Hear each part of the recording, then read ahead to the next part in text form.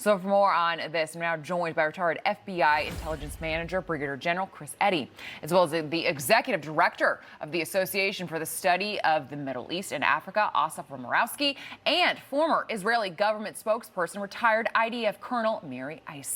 Good morning to all three of you. General, I'm going to start with you on this one. President Trump announcing this historic ceasefire yesterday. Let's take a listen. We're going to have a meeting, first time in 44 years, and Lebanon will be meeting with Israel, and they're probably going to do it at the White House. When do you think, President, when do you think they will? Over the next week or two. I think we will have an agreement between Lebanon, and they're going to take care of Hezbollah. But they're going to be working on Hezbollah right now. But we'll have an agreement between Israel, very importantly, and Lebanon. All right, so the president, he seems to be optimistic that this would lead to a permanent peace between Israel and Lebanon. But of course, you heard that name over and over. Hezbollah, the Iran-backed terror group, has not signed on to this. How can peace be achieved, General? Very difficult. I don't see it in the short term. It's great when two countries talk about peace, but then you have Hezbollah in the middle. Israel says they're not going to leave southern Lebanon. And Lebanon is not in a position to enforce any peace agreement against Hezbollah. They don't have the capability or willingness to disarm Hezbollah. And Hezbollah is not going to automatically give up their weapons. So while there might be peace for a few days, long term, I'm just not optimistic that you're going to have any quietness in southern Lebanon anytime soon. Yeah.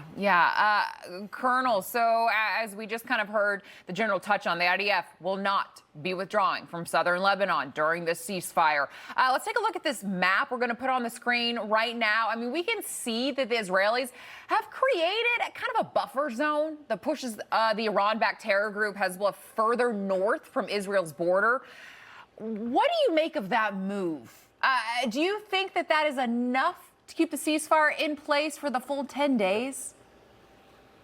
I don't think that the buffer zone itself is what's going to make that difference. The buffer zone was built to try to push away from the direct Israeli border the ATMs, the missiles, the rockets, the UAVs that have been fired by that terror group Hezbollah into Israel, not just over the last 41 days, but pretty much from October 7th and onward. For the people up north, they have not been in any kind of a ceasefire after it started between the United States, Israel, and Iran. It did not start for them up north. Hezbollah kept on joining in and firing against Israel. The buffer zone itself is there to try to give a sense of security to Israelis who live near the border. They're inside Israel. They cannot go to school. They could not go to work. They could not go outside of their houses in the last few months, let alone in the last 2.5 years. So that buffer zone is something very visual. It's important. Having said that, in that buffer zone are dozens of Lebanese different towns and villages that Israel told them to leave to save their lives. That was most definitely Israel going in against Hezbollah in those areas. And we're already seeing today, Friday morning, hundreds, thousands, even tens of thousands of Lebanese coming south back in there. It's going to be very dangerous in that area. Wow. Okay. I appreciate you breaking that down for us. Asaf, now to this, the International Energy Agency has issued a pretty stark warning that Europe has just 6 weeks, yes, 6 weeks left of jet fuel due to the problems, of course, over in the Strait of Hormuz. Wow. Does this create more of an urgency at this point to end the war with Iran? I mean, possibly before the president's goals in Iran have even been fully reached. Look, to my mind, the Europeans have been relying on us for years. I mean, Trump asked them to get involved, and they were playing games as far as getting involved with the war itself altogether, even though they've been a direct target by the Islamic Republic of Iran. I think exactly when they were targeting the British bases in Cyprus, the joint bases, the fact that Iran has been hiding its long-range capabilities as far as reaching European capitals, as far after they hit Diego Garcia. So the fact that Europe is hurting from all of this, that should be a good thing. I mean, I think the fact that Trump has basically shifted the dynamic here to actually get the Europeans involved and to show how much of a threat the Islamic Republic of Iran is, not only to the United States, not only to the region, not only to Israel, but to the world at large, and Europe is suffering from this, that should say them get around the table as far as what's been happening. And these kind of feckless comments that have been coming out of leaders like Macron, and for example, who have been trying to defend Hezbollah, for example, when it comes to Lebanon. I mean, that really shows their true colors, but maybe the economic part of it will indeed allow for some kind of movement as far as showing the global threat and the dangers that are reverberating throughout the world at large. Yeah, and speaking of Macron, and then you've got Keir Starmer.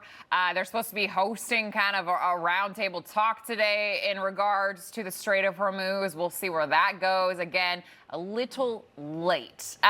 But General, the president has been hinting that peace talks may restart with Iran as early as this weekend. We've kind of been teasing that all morning. Your thoughts on this and what you think will come out of it? Well, I'm not totally optimistic, to be honest with you. I think strategic victory ultimately for the U.S. would be regime change, and a lesser victory would be behavioral change. And I don't know that you're going to see that in the long term. Any verification efforts long term ultimately will fail. And I believe the IRGC hardliners will rule at the end of the day, and they'll seek to get revenge against the U.S. unless we have that regime change. Yeah. Colonel, finally to you, the U.S.-Iran ceasefire. My goodness, it's over in just 5 short days. Pakistan is said to be really preparing for next round of talks. Do you think, the question right now is, do you think an extension of the ceasefire will happen, or is the end to the war coming very soon?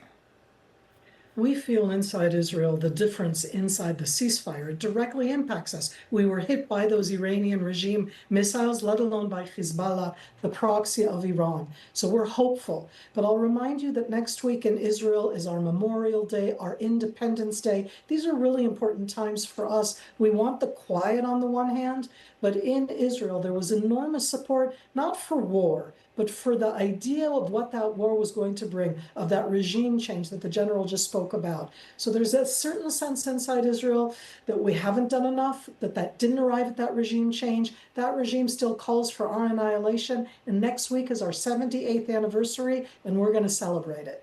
All righty. Thank you so much, General Kursetti, Colonel Miri Eisen, and Asaf Romarowski. Really appreciate this discussion.